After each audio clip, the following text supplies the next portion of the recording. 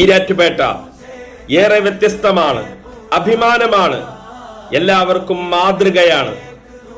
ഈരാറ്റുപേട്ട അത് ധൈര്യശാലികളുടേതാണ്. ഈരാറ്റുപേട്ട ഈ നബിദിനത്തിൽ അവർ ചേർത്തു പിടിച്ചത് ഫലസ്തീനിനെയാണ്, ഗസയെയാണ്. അവർ ചേർത്തു പിടിച്ചത് മുസ്ലിം ഉമ്മത്തിനെയാണ്, അവരുടെ നൊമ്പരങ്ങളെയാണ്. റസൂലുള്ളാഹി സ്വല്ലല്ലാഹു അലൈഹി വസല്ലം മർദ്ദിതരോടൊപ്പമായിരുന്നു.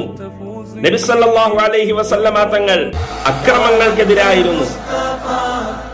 ഈ നബിദിനത്തിലും ഫലസ്തീനിനെ ചേർത്തു പിടിച്ച, ഗസയെ സ്നേഹിച്ച, ഫലസ്തീനികളെ മറന്നു പോകാത്ത, മർദ്ദിക്കപ്പെടുന്ന, പീഡിപ്പിക്കപ്പെടുന്ന, ഇരയാക്കപ്പെടുന്ന, ജയിലിലടക്കപ്പെടുന്ന, കൊല്ലപ്പെടുന്ന നിരപരാധികൾക്ക് വേണ്ടി ശബ്ദിക്കുവാൻ, അവർക്ക് വേണ്ടി ഈ നബിദിനത്തിന്റെ സുന്ദരമായ ദിവസത്തെ അവർക്ക് വേണ്ടി ശബ്ദിക്കുവാൻ വേണ്ടി ഉപയോഗപ്പെടുത്തിയ ഈരാറ്റുപേട്ട നിവാസികൾക്ക്, ഈരാറ്റുപേട്ടയിലെ യുവത്വത്തിന് ഹൃദയാഭിവാദ്യങ്ങൾ നേരുകയാണ്.